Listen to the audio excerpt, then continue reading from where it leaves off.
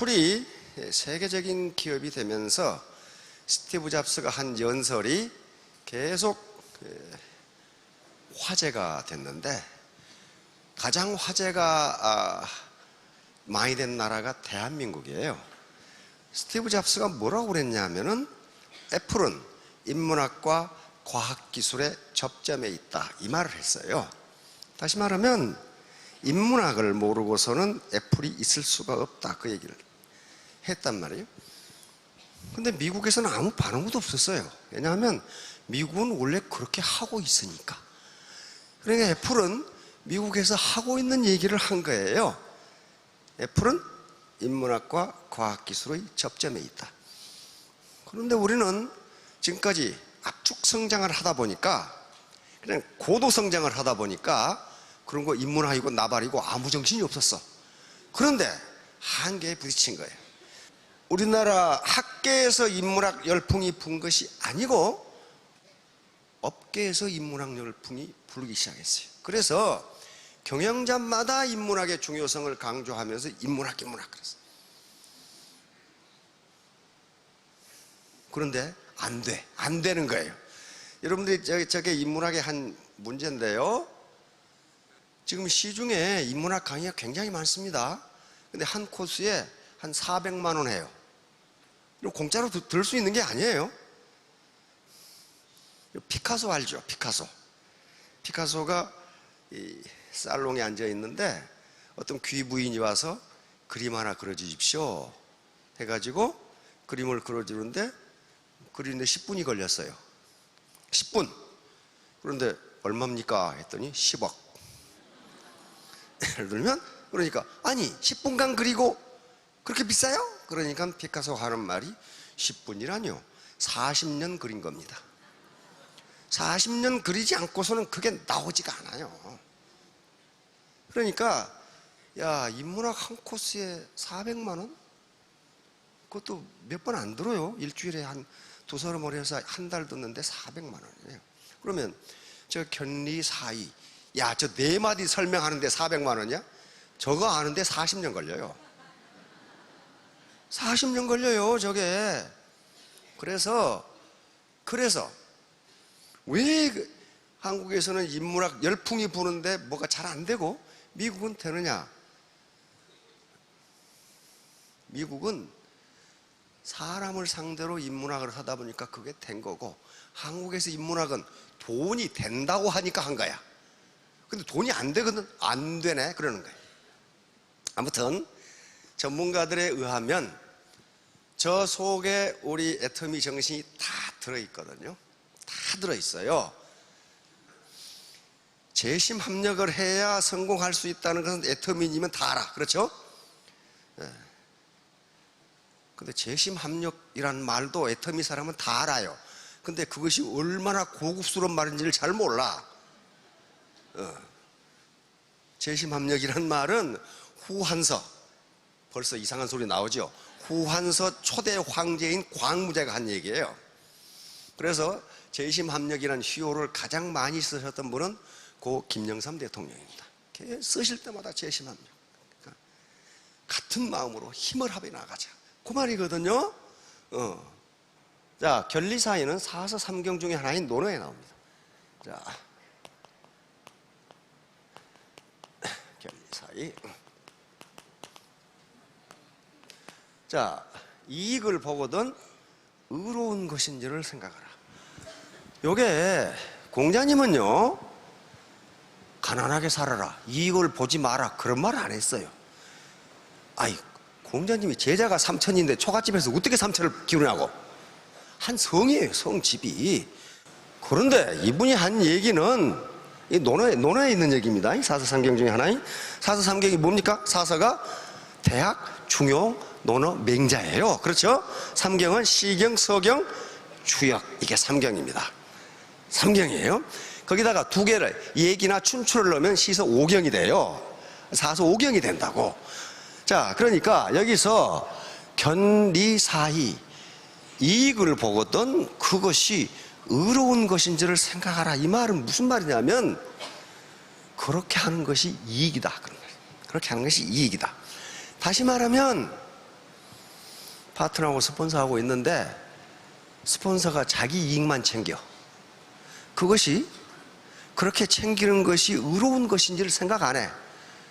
그러면 그 라인이 살아남을까요? 무너져요. 무너집니다. 아이고 똑똑하네. 너 혼자 해라, 너 혼자. 그래서 그게 손해가 된다는 거예요. 근데 작년에 우리 박 회장께서 저 결리 사이 자리에 하필 완리를 집어넣었어요. 기억하시죠? 응.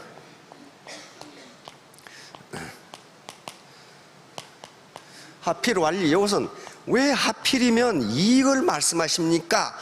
이것은 맹자는 공자보다 300년 뒤의 사람이에요.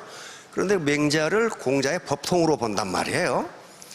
그러니까 바로 맹자가 하필 완리라고 얘기한 것은 요 결리 사이를 이야기한 겁니다. 지금 요게 하필이면 왜 이익을 이야기하십니까? 이 말이거든.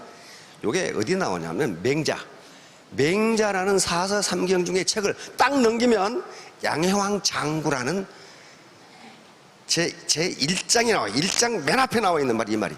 그 문장에 이 하필완리가 2번 나와요. 이게 무슨 말이냐면은 양해왕이라는 분이 양나라 해왕이라 그 말이야. 양해왕이라는 분이 맹자가 찾아왔으니까 노 선생께서는 나에게 무슨 이익을 주시기 위해서 이렇게 오셨습니까? 그러니까 맹자가 왕 하필완리 이렇게 이야기합니다. 왕께서는 왜 이익을 이야기하십니까? 그 말은 무슨 말이냐 하면은 왕이 자기 이익을 챙기려고 하면 대신은 자기 이익을만 챙기려고 한단 말이에요. 그 밑에 관료는 또 자기 이익 챙기려고 하면은 이놈의 나라가 망하지 않고 어떻게 되겠습니까? 그런 말이에요 지금. 그러니까 이익을 챙기는 게 나쁜 것이 아니고 그렇게 하는 게 이익이 아니다 그 말을 한 거예요.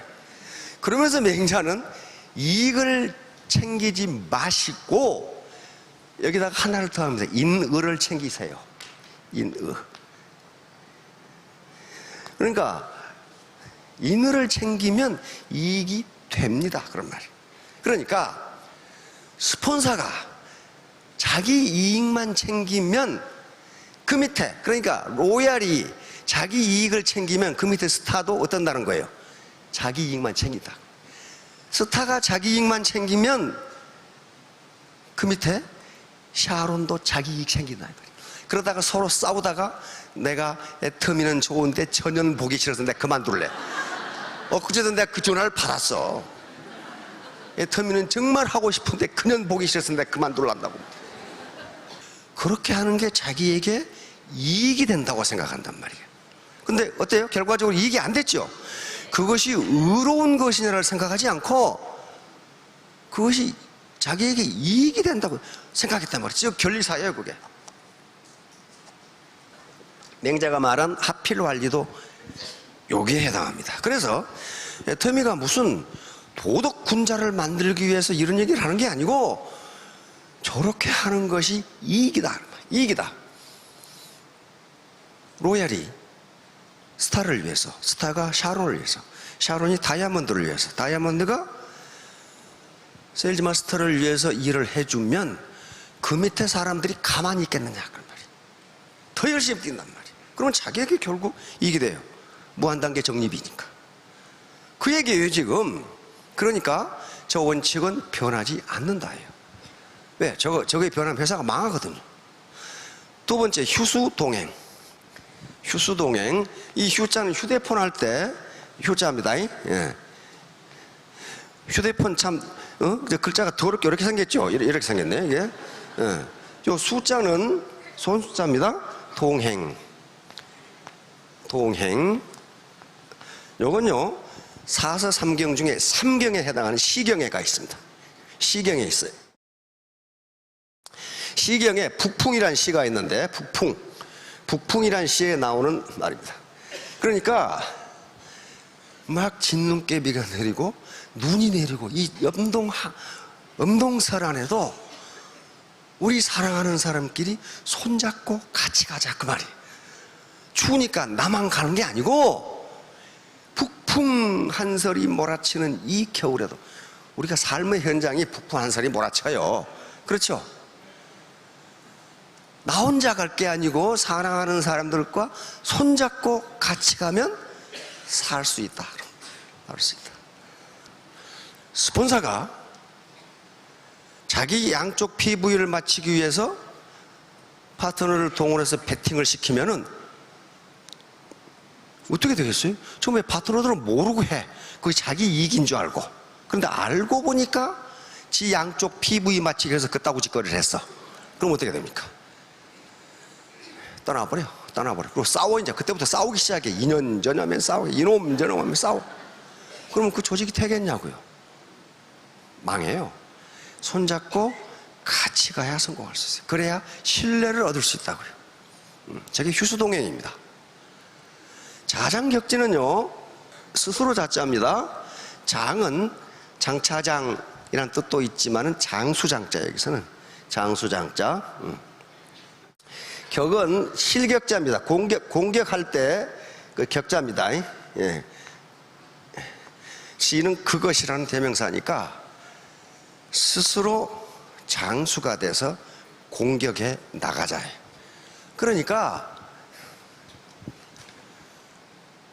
여기에 계신 애터미 회원 300만은요 사실 개인 사업자입니다. 개인 사업자예요. 전부 다 회사와 1:1 계약 관계에 의해서 사업을 진행하고 있는 개인 사업자예요. 우리 박정수 단장이 회사에 회장 하나, 사원 하나 그렇게밖에 없었다. 부사장이 사원이다. 근데 여러분은 더해. 자기가 사장이면서 종업원이야. 한 사람밖에 없어. 개념이 그래요. 아무도 스폰서라고 해서 명령할 수 있는 권리가 없습니다.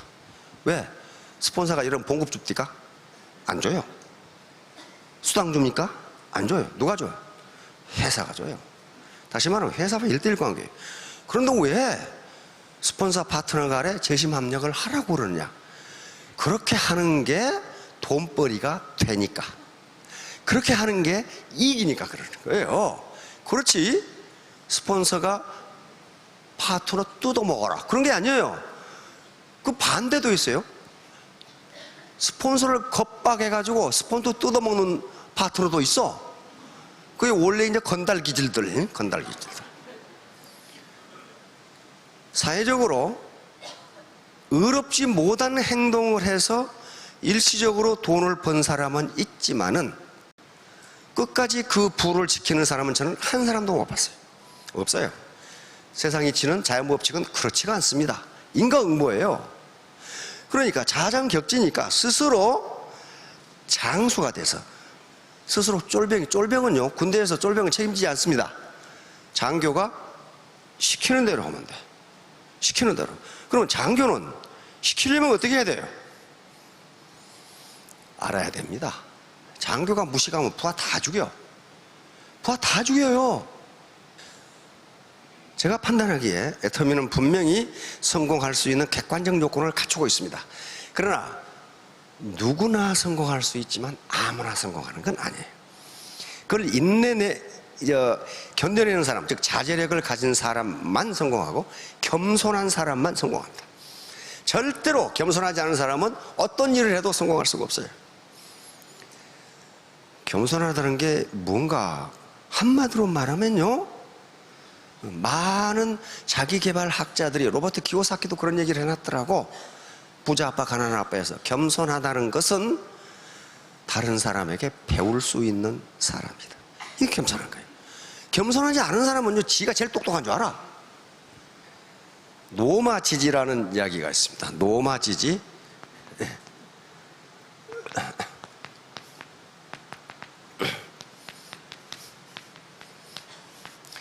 늙은 말의 지혜라는 뜻인데, 아니 옛날에 늙은 말은 그거 어디다 써먹었고 전쟁터에 타고 나가지도 못하지, 수레를 끌고 가기도 못하지, 밥이나 축내지 쓸 데가 없어요. 그래 제 나라 춘추 전국시대 얘기입니다.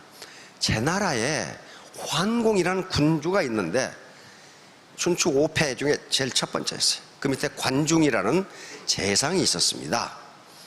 근데 이 환공이 이웃나라인 고죽국이라는 나라를 쳐서 땅을 뺏기 위해서, 그런데 쉽게 뺏을 줄 알았는데 아니 웬걸 저항이 심해가지고 시간이 많이 걸렸어. 그래가지고 봄에 갔는데 겨울에 이제 나라를 뺏고서 돌아와. 근데 이제 완전히 평정된 것도 아니야. 돌아와. 그런데 하도 멀리 갔으니까 환공이 우리 큰 길로 가지 말고 지름길로 돌아가면 제 나라로 빨리 갈 수 있다. 그 임금이 그러는데 어떡하겠어. 그러니까 지름길로 가게 됐어, 군대가. 근데 눈이 내려가지고 길을 잃어버렸어. 눈이 내린 천지가 하얘니까 도대체 어디가 길인지를 알 수가 없어. 이게 이제 큰 걱정에 빠졌어요. 산중에서 길을 잃어버렸으니 만약에 이때 적병이 매복을 해 있다면 전멸하는 거야. 이제 전멸하는 거야. 이 위기에 처했을 때 관중이 길을 찾는 방법이 있습니다. 뭔가 늙은 말을 데려오세요. 부하들한테 데려오게 해서 늙은 말을 고삐를 풀어놨더니 그 자식은 그 길을 다녀본 경험이 많아. 그렇죠? 그래가지고 지 길을 따라가, 더 늙은 말을 따라가면 대로가 나옵니다. 따라가 보니까 과연 대로가 나와. 이게 노마지제예요. 이 말은 무슨 말이냐면은 당신 보기에 아무리 보잘것없는 사람이라도 배울 게 있다, 그런 말이에요. 배울 게 있다. 예. 이게 공자가 말한 불치하문이에요. 아랫사람에게 묻기를 부끄러워 말라. 그리고 3인행 필요하사, 세 사람이 가면 그 중에 반드시 내 스승이 있다. 그러니까 애터미에서 성공하는 비법은 학력이 높은 것도 아니고 상호 신뢰하면서 힘을 합하고, 우리 3대 문화 있죠. 원칙을 지키고 동반성장하고 서로 나누면서 같이 잘 산다. 이렇게 하면 성공해. 이렇게 하면, 겸손히 배우면 성공해.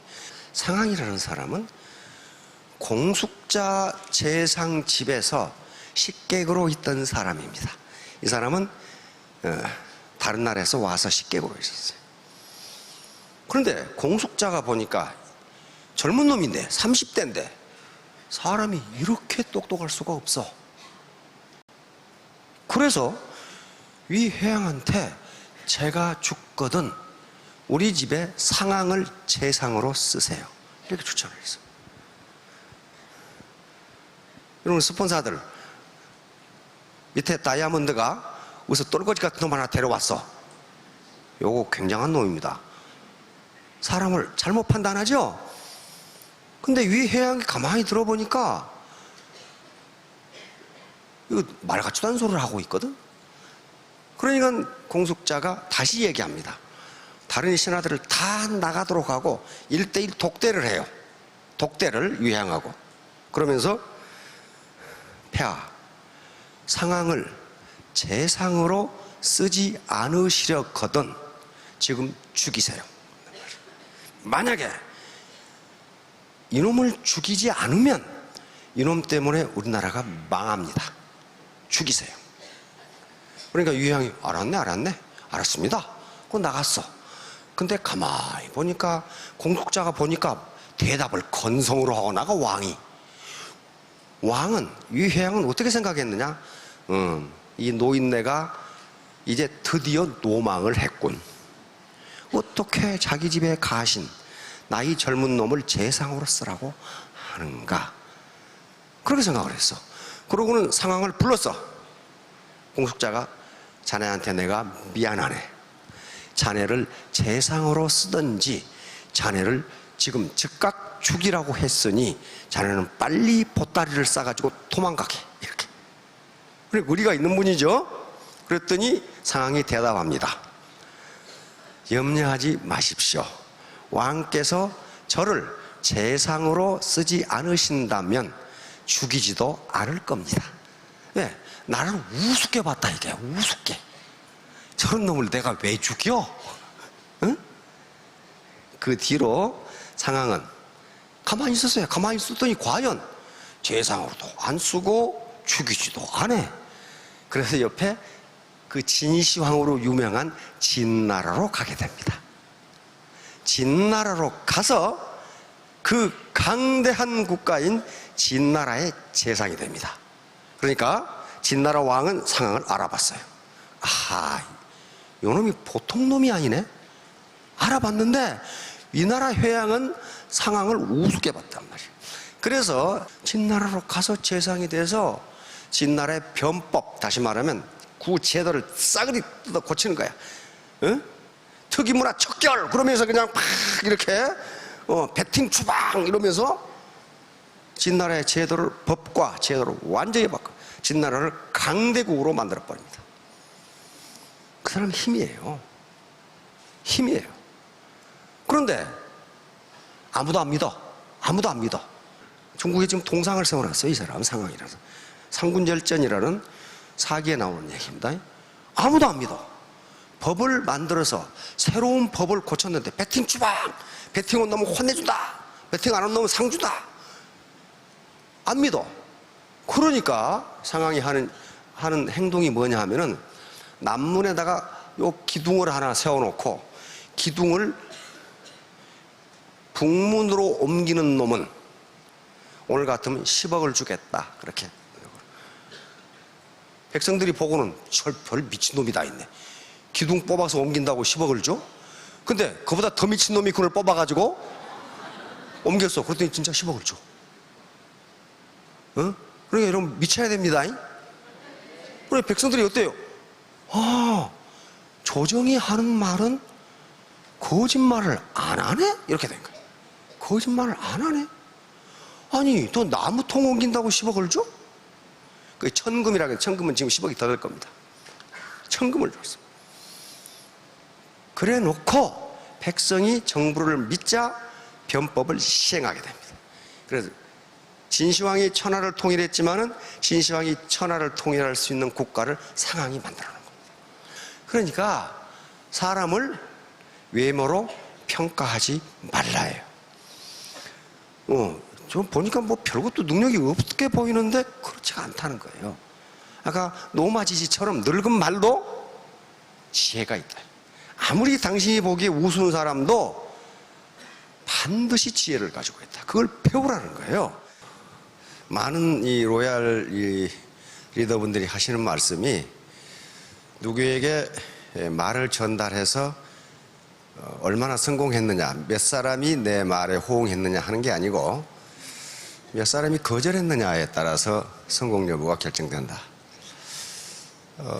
그게 맞아요, 사실은. 그리고 이제 그러는 과정에서 이 기초 체력이 다져집니다. 거절을 당하면 처음에는 기분 되게 나쁘죠. 되게 나쁘고, 아니 저 친구가 이걸 거절을 해? 나는 그렇게 생각 안 했는데? 그러니까 자신은 굉장히 가깝다고 생각한 친구가 거절하는 수가 있어요. 그걸 자꾸 당하면 면역성이 생겨. 강해져. 어떤 제도 또는 어떤 규정, 어떤 법을 가져왔을 때 그 법이 똑같이 되느냐? 그렇지가 않아요. 그 국민이 받들고 있는 문화가 무엇이냐에 따라서 결과가 전혀 다릅니다. 미국에서 대통령제가 대성공을 합니다. 다시 말하면 우리가 우매하다고 생각하는 국민이 국가 원수를 뽑았는데 그게 아주 성공적으로 작동을 한 거예요. 그러니까 후진국에서 너나 헐없이 대통령제를 받아들여요. 미국 법을 그대로 벗겨가지고. 그런데 후진국 대통령 중에 성공한 사람이 한 사람도 없어. 계속 하다가 총 맞아 죽거나 전부 그런 식이 돼버렸어요. 그 왜 그럴까요? 미국의 제도가 나빠서가 아니고 그것을 뒷받침해 줄 수 있는 문화가 없어요. 문화. 그래서 문화를 계속 우리가 강조하는 게 그겁니다. 그런데 여러분들이 오해하시면 안 될 것은 제가 여기서 하는 얘기는 실증적 분석입니다. 실증적 분석이에요. 실증적. 이걸 파지티브 어널리시스라고 그래요. 진술에는, 분석에는 파지티브가 있고 노마티브가 있는데, 노마티브는 규범적 분석을 노마티브라고 합니다. 그러니까 실증적 분석은 사실이 이렇다만 얘기하는 거예요. 그것이 옳으냐 그르냐는 그건 개인이 판단할 문제예요. 제가 이거 판단하는 문제가 아닙니다. 예를 들면 국민의 복지를 늘리는 것이 옳으냐 그르냐, 그건 개인의 문제예요. 어떤 사람은 옳지 않다고 보고 어떤 사람은 옳다고 보는 거예요. 그러니까 저는 if then이에요. 만약 이렇다면 결과는 이렇게 된다. 그것만 저는 분석해 드리고 좋으냐 나쁘냐는 개인이 알아서 할 문제입니다. 노마티브 분석은 이건 규범적 분석이에요. 옳다 그르다. 이건 경제학을 한 다음에 맨 나중에 하는 얘기예요. 이건 철학의 영역으로 넘어가니까 이건 제가 할 얘기가 아니에요. 자, 그렇듯이 지금 이 얘기를 왜 하냐면요, 애터미가 매년 40~50% 성장을 해. 그럼 어때요? 아, 이것 봐라, 이놈들 봐라, 저거 돈 되네. 그렇게 생각하는 재벌들이 있을까요? 없을까요? 있어요. 그건 저는 좋다 나쁘다가 아니에요. 아니, 이건 우리는 지금 성장을 못하고 제로 성장 상태인데 저 자식들 봐라, 40~50% 성장을 해. 아이고, 저거 먹을만 하네. 이렇게 나와요. 그런데 애터미는 그걸 전혀 두려워하지가 않아요. 이 제도를 그대로 가져간다 하더라도 그 회원들의 문화가 뒷받침되지 않으면요, 절대로 성공 못합니다. 성공 못해요. 그래서 우리 애터미에서 문화를 그렇게 강조하는 게, 그게 돼 있지 않고서는요, 보상 플랜이 아무리 좋아도, 제품이 아무리 좋아도 그 사상 누각이에요. 되지 않아요. 그래서 애터미 문화가 뭐냐라는 질문이 있기에 굉장히 넓지만은 핵심적인 것으로 세 가지를 제시한 겁니다. 원칙 중심의 문화. 원칙은, 그것은 자연법칙이에요. 원칙 중심의 문화. 그리고 우리만 잘 먹고 잘 사는 게 좋은 게 아니다. 그래서 동반 성장의 문화. 이제 애터미 사업을 해서 돈을 번다. 그러면 돈은 왜 버는 것이냐? 다시 말하면 그걸 전문적인 용어로 하면 소득이 생긴다. 소득은 공짜로 주는 게 아닙니다. 만약에 아무것도 안 했는데 소득이 생겼다? 그건 두 가지 경우예요. 하나는 이전 소득이라고 누군가가 사회적 약자들에게 뭔가 준 거예요. 그건 아무것도 안 해도 줘요. 그건 천부적 인권이니까 그래요. 그러나 여기 계신 분들이 아무것도 안 했는데 소득이 생겼다? 그건 착취예요. 그건 대단히 비신사적인 행동입니다. 그래서 소득이 생기려면요, 인컴이라고 그래요. 그러면 소득이 생긴다는 것은 그냥 소득이 생기는 게 아니고 뭔가 생산을 했기 때문이에요. 생산을 하니까 소득이 생겼어요. 그럼 뭘 생산하냐는 거 나오잖아요. 그래서 이 생산이 뭔가를 알아야 돼요. 생산을 어떻게 데피니션 하느냐, 어떻게 디파인 하느냐, 생산의 개념을 뭐라고 하느냐에 따라서 국가 체제가 바뀝니다. 생산을 어떻게 정의하느냐? 생산은 요 생산이라는 것은 인간의 효용을 증대시키는 모든 행위입니다. 모든 행위. 이걸 생산이라고 자본주의 경제에서는 정의를 해요. 우리가 살고 있는 사회가 그렇지 않다라고 하는 이 사회가 생산을 이렇게 정의한다고. 인간의 효용을, 유틸리티, 인간의 만족을 증대시키는 모든 행위. 이 생산에는 세 가지가 있습니다. 자본주의 경제입니다. 사회주의 경제에서는 이렇게 생산을 정의하지 않아요. 사회주의 경제에서는 북한 같은 경우에 생산, 즉 물적 생산에 직접적으로 관여하는 서비스만 생산이다, 이렇게 돼 있어요. 자연으로부터 재화를 채취하는 행위. 자, 이게 뭐가 있어요? 농사 짓는 거. 지가 쌀아 만들었잖아요. 자연으로부터 재화를 채취하는 행위, 이게 생산이에요. 두 번째는 재화를 가공,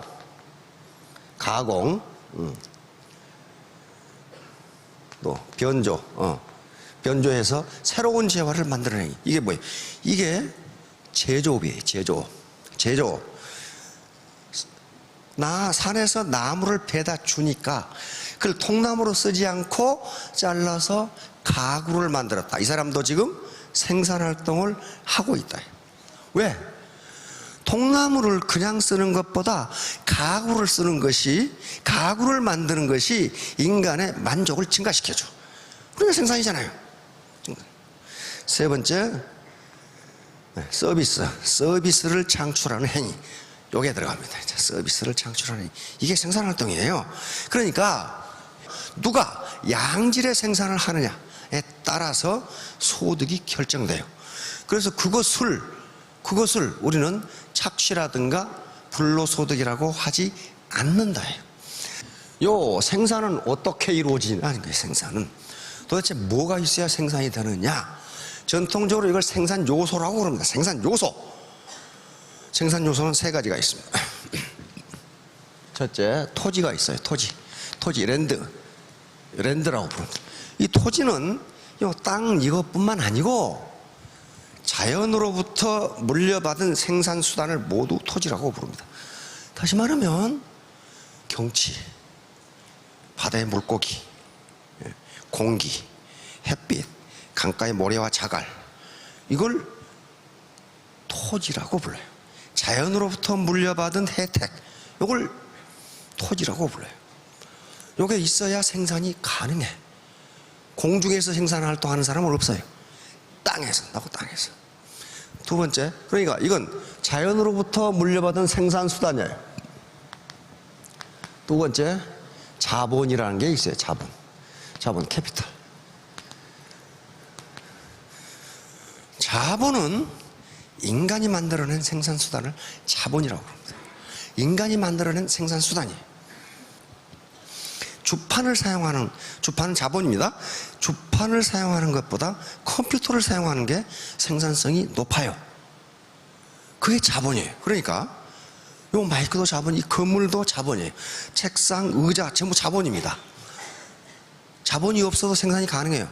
땅바닥에 퍼즐을 앉아서 강의를 듣는다고 합시다. 그러면 지금처럼 강의에 집중이 되겠느냐는 거예요. 그렇지 않아요. 자본과 노동이 결합할 때 생산성이 올라가도록 돼 있어요. 이 자본은 바로 인간이 만들어낸 생산수단입니다. 공장, 기계, 도구, 설비, 건물, 이걸 전부 자본이라 그래요. 돈은 뭐냐? 돈은 국가적 차원에서는 자본이 아닌데 개인 차원에서는 자본이에요. 왜냐하면 국가가 돈을 관리해 주기 때문에 그 페이퍼, 종이를 가지고 자본을 사들일 수 있어. 그러나 국가는 그 자본 아닙니다. 주식도 자본 아니에요, 국가는. 그러나 개인 차원은 자본이에요. 자, 세 번째는 노동입니다. 노동, 레이버. 노동은 바로 우리의 육체적 힘과 정신적 활동을 노동이라고 그래. 그러면 이 세 가지 중에 지금까지 대부분의 분들이 고달프게 살았던 이유는 뭘 갖지 못해서? 생산수단을 갖지 못했기 때문에. 이게 생산수단이에요. 그래서 모든 인류의 체제와 역사는 생산수단을 누가 갖느냐에 따라서 결정됩니다. 그런데 여기 계시는 대부분의 사람들은 생산수단을 가지고 있지 않았어요. 뭐만 가지고 있느냐? 노동만 가지고 있어. 노동만. 앞으로도 노동만 가지고는 부자 못 됩니다. 그리고 경제적 자유에서 벗어날 수가 없어요. 원래 시스템이 그렇게 돼 있고 역사가 그렇게 흘러가는 거예요. 그래서 이 생산수단을 누가 갖느냐에 따라서 국가 체제가 바뀝니다. 국가 체제가 바뀌어요. 이 문제가 처음 제기된 게 산업혁명 시대예요. 산업혁명 시대에 마르크스라는 사람이 보니까 이 뭐냐 이게, 인간이 어떻게 이렇게 비참할 수가 있는가. 산업혁명 시대에 임산부도 하루 16시간씩 일하지 않으면 못 먹고 살았어요. 아이가 4살 때부터 하루 12시간, 16시간씩 일을 해야 겨우 그 집안이 먹고 살았어. 영국 의회에서 일을 12살부터 시키자라는 법안이 거부됐어요. 그 상황을 보고 아니 인간이 어떻게 이렇게 비참할 수 있느냐. 인도주의적 입장에서 자본론, 다스 카피탈이라는 책을 씁니다. 자본주의 세상을 분석한 것은 자본주의 경제학자가 아니에요. 마르크스입니다. 자본이 어떻게 움직이는가 하는 것은. 그러니까 모든 문제는 어디서 나오느냐? 생산수단을 누가 갖느냐. 영국은 정당이 보수당이 있고 노동당이 있어요. 그렇죠? 노동당은 사회주의 정당입니다. 사회주의 정당이에요. 서구는 전부 그렇게 돼 있어요. 독일에 기독교 민주당이 있고 사회당이 있어요. 그 다음에 프랑스도 기독교 민주당이 있고 사회당이 있어요. 한쪽은 대기업을 또는 중요 국가 기관 산업을 국유화해야 한다고 주장하는 정당들이에요. 보수당은 가능하면 개인 소유를 늘리자는 거예요. 생산수단의 소유가 모든 걸 가져요. 우리가 금수저, 흙수저를 논하는 것도 생산수단을 가진 자손이 금수저를 물고 나오는 거예요. 노동밖에 안 가진 자손은 흙수저 물고 나오는 거예요. 왜? 그놈은 평생 일해도 가난에서 벗어날 수가 없어요. 통계청에서 2005년부터 그 통계 작성 시작했죠. 빈곤 탈출률이라는 걸. 다시 말하면 가난한 부모에게 태어난 자녀가 평생 동안에 빈곤에서 벗어나는 게 몇 퍼센트냐 하는 거예요. 이게 2005년, 2006년에는 약 30%, 7명, 10명 중에 3명이 빈곤으로부터 탈출했어요. 다시 말하면 반대로 생각하면 가난한 부모 밑에서 태어난 자녀는 10명 중에 7놈이 평생 가난뱅이다 그런 거예요. 근데 그것이 2012년, 13년에 2명으로 떨어졌어요. 10명 중에 2명만 빈곤에 탈출해요. 나머지는 평생 가난하게 살아. 이 문제예요. 왜? 이유는 간단합니다. 생산수단을 갖지 못했어요. 그 부모가 생산수단을 갖지 못했어요. 금이나 은이나 회사의 지분이나 공장이나 넓은 땅이나 압구정 등의 건물이나 이 생산수단을 자녀에게 물려줬다면 그건 금수저예요. 그런데 그걸 물려주지 못해서 그러니까 이놈은 꼭 이놈만은 아니겠지만은 이게 평생을 가난하게 산다. 그런데 문제는 이제 우리가 사는 시대는 토지와 공장만이 자본이 아니다. 여기에 있어요. 여기에 묘미가 있어요. 그래서 애터미 사업에서 돈을 벌 수가 있어요. 왜? 애터미 사업을 통해서 생산수단을 가질 수 있기 때문에. 그 생산수단이 소셜 네트워크라는 생산수단이에요. 자, 우리가 태어난 시대는 요 시대입니다. 우리 주 산업이 뭐예요? 농업이에요, 농업.